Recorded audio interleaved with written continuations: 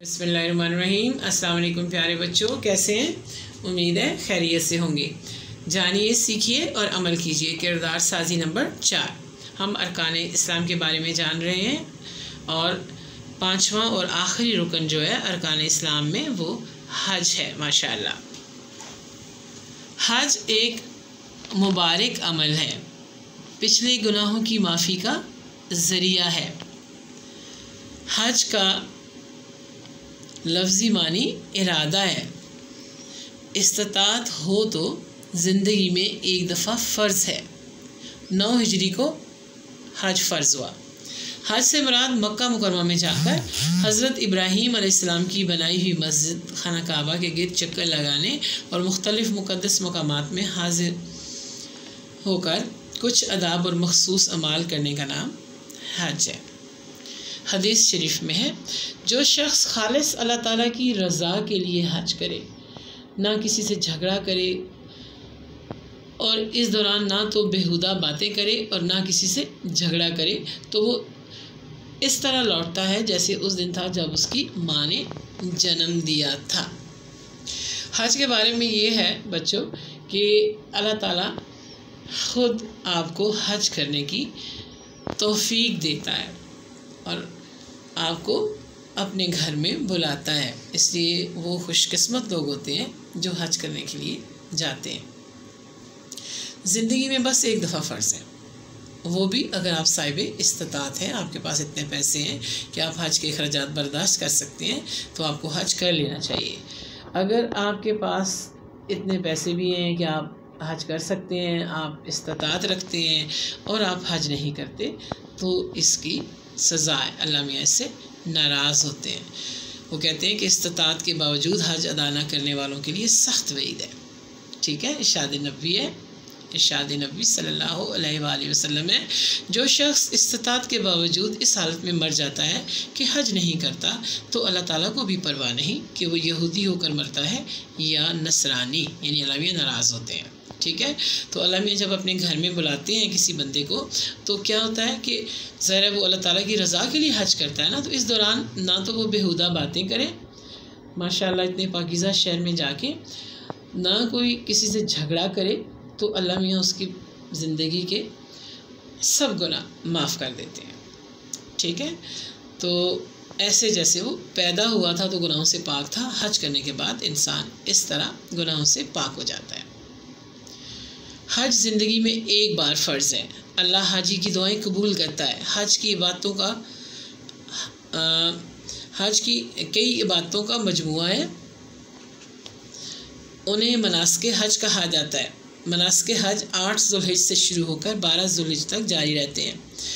हज हज़रत इब्राहीम अलैहिस्सलाम और उनके बेटे हज़रत इस्माइल अलैहिस्सलाम और बीवी हाजरा की अल्लाह ताला के लिए कुर्बानियों की याद ताज़ा करने के लिए है।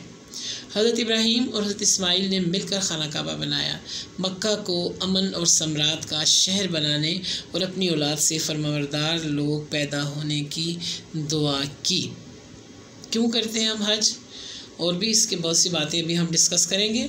तो इसमें आप देखिए कि ये हज़रत इब्राहीम, उनके बेटे हज़रत इस्माइल और बीवी हाजरा, आपको ये सारी कहानी तो पता है ना, तो उनकी कुर्बानियों की याद ताज़ा भी की जाती है हज के साथ।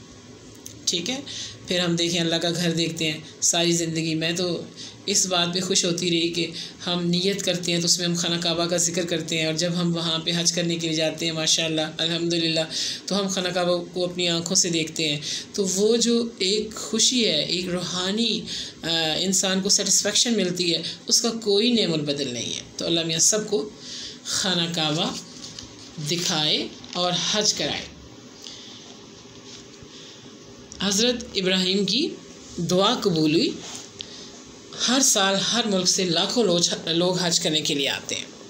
ठीक है, तो मनासिक हज देखने लगे हम कि मनासिक हज क्या है, यानी हज के दौरान क्या उसकी तरतीब है और क्या क्या काम हमें करना पड़ता है। ठीक है, नंबर 1 मीकात, नंबर 2 एहराम, नंबर 3 तलबिया, नंबर 4 तवाफ़, नंबर 5 हिजर अस्वद, नंबर 6 इस्तिलाम, नंबर 7 सही, नंबर 8 मिना, नंबर 9 वकूफ़ अरफा। अच्छा, मिकात किसको कहते हैं? ये वो मकाम है जहाँ से हज के लिए हम एहराम बांधते हैं। ठीक है, उसको मिकात कहते हैं।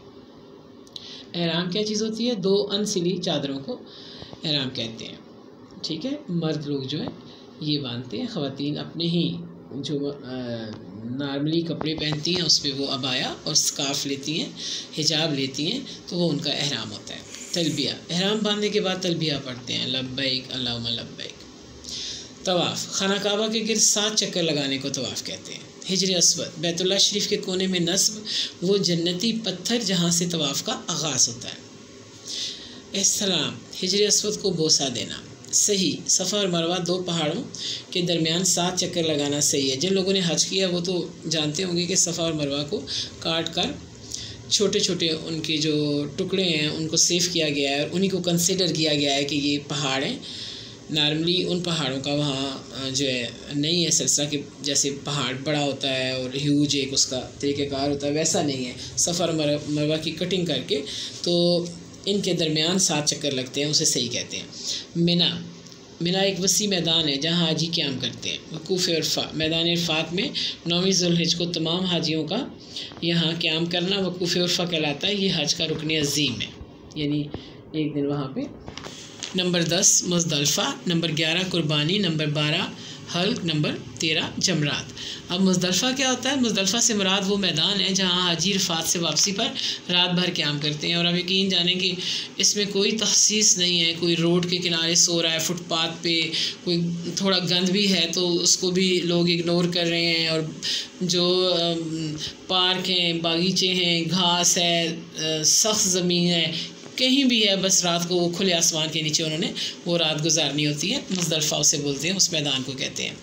कुर्बानी का अमल हज़रत इस्माइल अलैहिस्सलाम की अजीम जज्बे की यादगार है जो वहाँ पे कुर्बानी दी जाती है। हल्क, कुर्बानी के बाद हाजी सर के बाल मंडवाते हैं और ख़वातीन भी 1 इंच बाल जो है उनकी एंड से कटिंग करती हैं।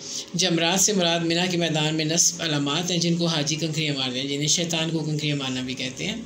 मेरे ख्याल में हज का ये रुकन बहुत मुश्किल है। गर्मी जो है वो बहुत शदीद होती है और आपको पैदल जाना पड़ता है कितने किलोमीटर, तो आपके नफ्स के वहाँ पे बड़े इम्तहानात होते हैं। हज की इक़साम, हज की 3 इक़साम है, हज अफराद, हज कुरान और हज तमता।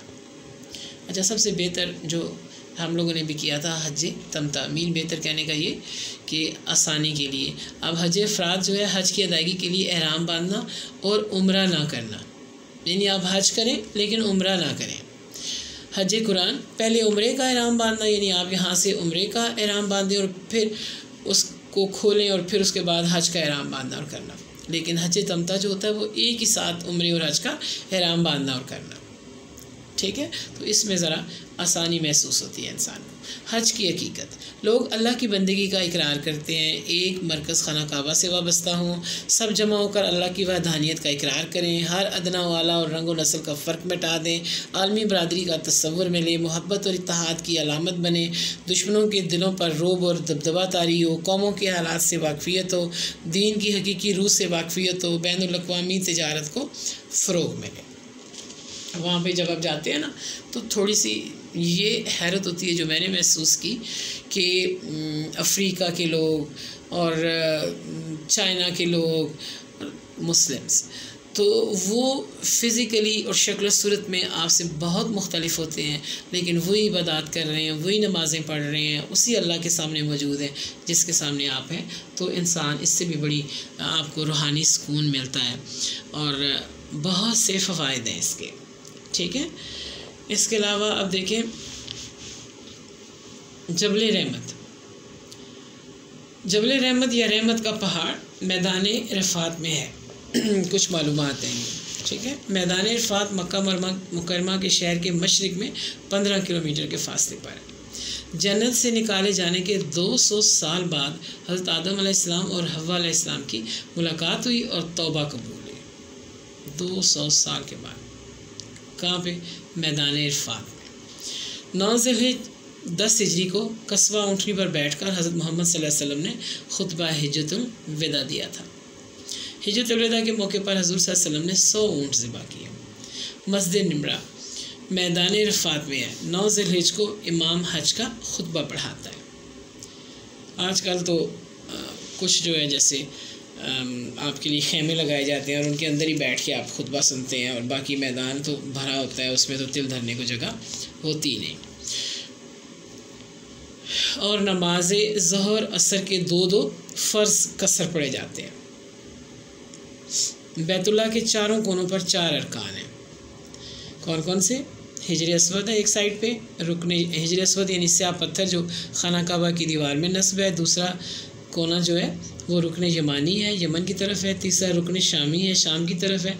चौथा रुकन इराकी है, इराक की तरफ है। पाकिस्तान से जाने वाले हाजियों की मिकात यलमलम है। मुसलमानों ने पहला हज, जहाँ से एहराम बांधते हैं, मुसलमानों ने पहला हज 9 हिजरी को हज़रत अबू बकर सिद्दीक़ रज़ी अल्लाह ताला की क़यादत में किया। हज बदल किसी दूसरे की तरफ से हज करने को कहते हैं। सूरह हज कुरान की 17। तो ये थी हज के बारे में कुछ मालूमात। तो बच्चों के लिए ये है कि बार बार वीडियो को देखिए, सीखिए, ताकि जब आपके लिए भी ये वक्त आए या ना भी आए, अभी आप छोटे हैं, बड़ों के लिए आता है तो आप उनको गाइड भी कर सकते हैं, लेकिन आपको ये इस्लामी मालूमात होनी बहुत ज़रूरी है। ठीक है, best of luck, thank you so much, अल्लाह हाफ़िज़।